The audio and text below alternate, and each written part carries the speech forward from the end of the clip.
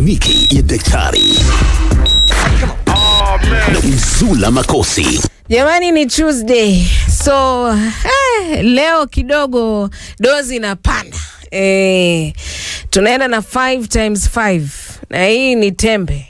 Kwa sababu kuna watu sindano nikitaka kupeana sindano wafiki kwenye kliniki. So leo unakunywa tembe 5x5.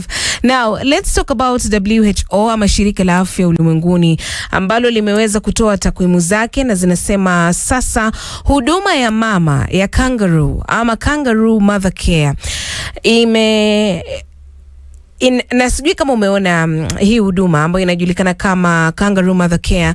Ni wakati mtu anapojifungua na amejifungua mtoto ambaye amezaliwa mapema ama uzani wake ni wa chini. Sasa yule mtoto anawekwa kwa kifua cha mama na saa nyingine hata kwa kifua cha baba.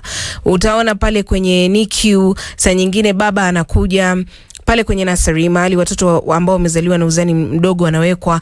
Utaona baba amekuja amewekewa mtoto kifuani, mama pia amewekewa mtoto kifuani. Sasa inasemekana kwamba hii huduma ya mama ya kangaroo ambayo inamaanisha kumbeba mtoto mdogo aliyezaliwa kabla ya wakati au akiwa na uzani wa chini zaidi, kumweka kwenye ngozi, yani skin to skin, na kumnyonyesha maziwa ya mama pekee kumeboresha afya ya hawa watoto. Na inasemekana kwamba vifo vya watoto waliozaliwa mapema na uzani wa chini vimepungua kwa 30%, alafu pia ubaridi uliokithiri mwilini unapungua kwa 70%, maambukizi makali pia ameweza kupungua kwa 15%. Sasa hii mother to mother ama kangaroo mother to mother care inampatia mtoto joto wakati ananyonyeshwa, anapata lishe, anapata usalama, anahisi upendo, uchangamfu, na ndivyo vitu ambavyo vimesaidia kwa 1% kubwa kupunguza vifo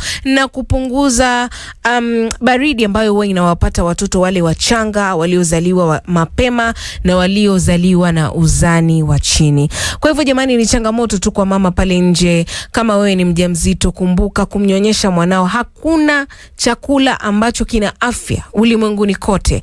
Nilikuwa naona kuna daktari mmoja anaitwa Dr. Berg, is a very very good doctor. You can follow him on Instagram, BERG. He's one of the doctors I follow and I religiously read what his posts. Na alikuwa anasema kwamba hakuna chakula ambacho ni bora zaidi ulimwenguni kote kama maziwa ya mama. And of course he compared it to other food, lakini maziwa ya mama ndio chakula bora zaidi kwa mtoto. So kama una uwezo wa kunyonyesha mtoto, kama hakuna kitu kinakuzuia usinyonyeshe mtoto, nyonyesha mtoto. It is the best food you can give your child, especially kama mtoto amezaliwa na uzani wa chini. Na inafika mahali mpaka kuna watu wao wana donate maziwa. Kuna watu ambao kuna maziwa mengi, they actually donate milk to hospitals, to nurseries. Hizi za watoto ambao wamezaliwa na uzani wa chini ama wamezaliwa mapema. So ukiweza kunyonyesha, tumie hiyo opportunity. Nyonyesha huyo mtoto kabisa, nyonyesha afanye mashavu, nyonyesha akuwe healthy, akuwe strong, kwa sababu pia mtoto aliyenyonyeshwa afya yake huwezi ifananisha na mtoto ambaye hajapata maziwa ya mama. Hii ni Radio Maisha.